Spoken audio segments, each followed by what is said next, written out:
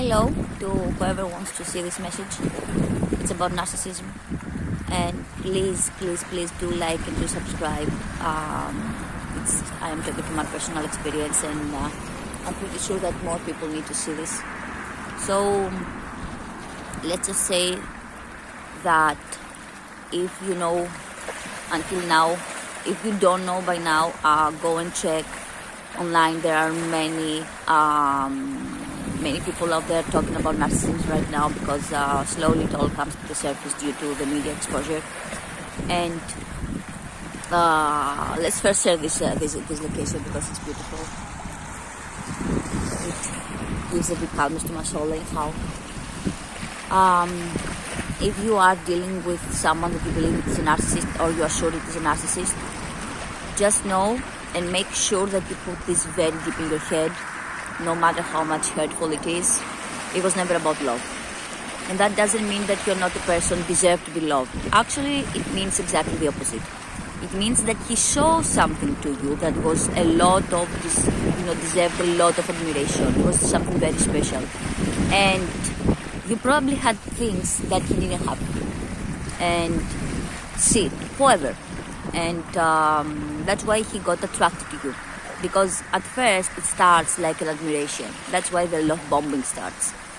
They see this person that it just has something that it is more than what they have. Either it is charisma, either it is beauty, either it is a profession, either it is a circle of friends, emotional stability, something that they do not have and they lack.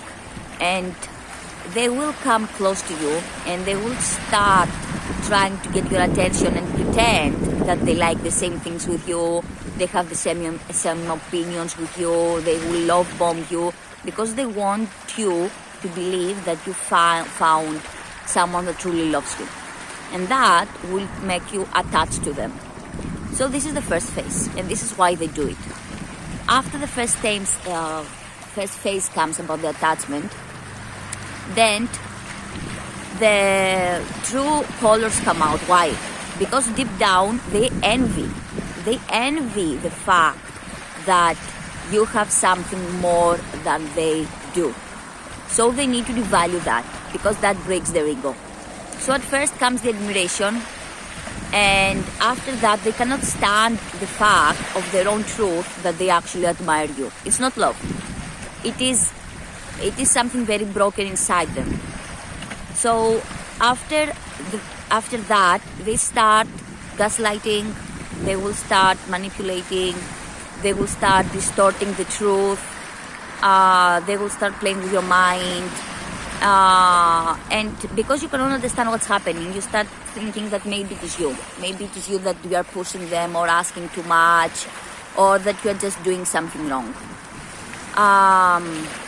When you first start realizing that it's not you, but it's them, and you start getting yourself away from them, again they will come and then they will love bomb.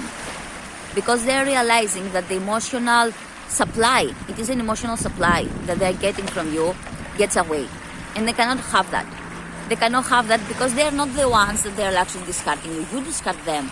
You are like, okay, you're not good for me. You are toxic. And they cannot have that. They need you to admire them. They need you to love them. They need you to put them that much high, like they are God, like they are the infinite, like they are the absolute, because their ego needs the food. You are food to them. You are energetic supply every day. That will come in cycles, and that will be non-stop until you actually find the strength to realize, okay, that this person is really manipulative. This person there's something really wrong about them. So if you're not sure and you think, okay, maybe he's an avoidant, maybe he's that, maybe he just whatever, and he does this only to me, how are you gonna know? How are you gonna know that they are actually narcissists? You will realize that they also don't have very close friends. They have people around them, a lot, but they're not close friends. They are not people that they will actually speak the truth. They are not actually people that they have really intimate times. They are just people that they are just having fun, or they are putting things on the media to show how much of a good life they have and how popular they are. It is this facade, it is this thing that they expose to other people, and you start feeling inside your guts, in your intuition, that this is not true. That is something so fake. They are fake. They are just they have so many masks. When they go to the job, they're having another mask of this person that can do anything and it's like very strong or very clever. When they are with their friends, they are the fun person, okay? If you are doing tarot or you know from tarot, they are the fool, okay? They are the people that they always enjoy life and they can be the center of attention. They are the party person. But they are actually doing the same thing to their friends. And their friends, they don't realize, but they're actually doing it. They're doing the same thing to their families as well. They keep their families and they keep their friends, also you, because they need constant emotional supply. But why they don't discard their friends that much? Because friends, it's easy to find another friend. It's easy, if someone has 10 people, they cannot discard all 10 of them. They will discard some and then they will get some more. But if it is about a relationship, it is hard to go and get someone and trick him that easily. So if they realize that they really tricked you, like they really have you under the skin, like they can really control you, then they're not going to let you go. They will just keep on the circle and they will always, like for example, they are very, they will never speak complete truth. They will avoid the truths. They will always say they remember the things differently. Or when you confront them, they will say, okay, it was not that, we got it wrong, and I meant that. And that, it is mostly about the covert narcissism. And what is the difference? Because usually when we think of narcissism, we are thinking mostly about the malignant. And the malignant, this is what the kind that most people talk about. It's the one that can get you really abusive and really harsh and like maybe also physical abuse. But the most difficult kind for you to understand what kind it is the covert. It is the one that goes underneath. It is the one that at some point it will show you a very fragile ego, okay? They will tell you things about their lives, how their ex hurted them or how, their parents hurted them. And maybe they have, because narcissism is something in the genetics, but it can, if they don't have it from genetics, it can also happen from the family. If they do have this genetic tendency, then it will all get more strengthened by a narcissistic parent, okay? So this is how they have learned to cope. It is a coping mechanism, okay? It is not walls. We think they have walls, not to, sometimes they say, I have these walls or whatever, I don't care, and they want to appear like they are like really solid within, and they just do this, because they don't want to get hurted. This is not the truth.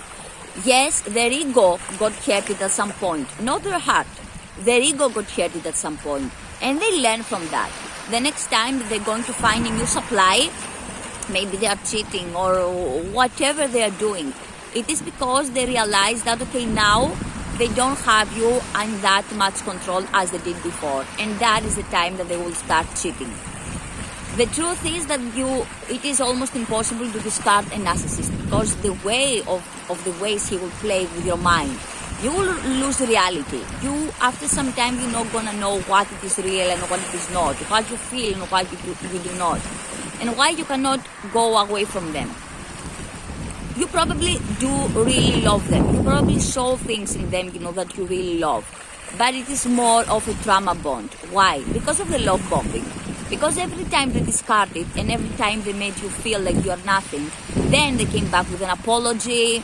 But usually it's not sincere. It's very hard for them to say an actual "I'm sorry." That's why maybe they will say, "Yeah, you are right," or whatever. But they'll never actually sit down and have a normal, nice conversation with you to actually sit down and solve some of the issues. And if they do try to do this, it is just for a while. You will see that them trying is not going to last for long. It is just for maybe 1 week, 2 weeks, few days, maximum a month, that they're actually keeping the promises. Whatever this promise is that, and whatever tries that, just to keep you stuck with them a little bit longer. And then the whole thing is going to start again. It is a circle. It never ends.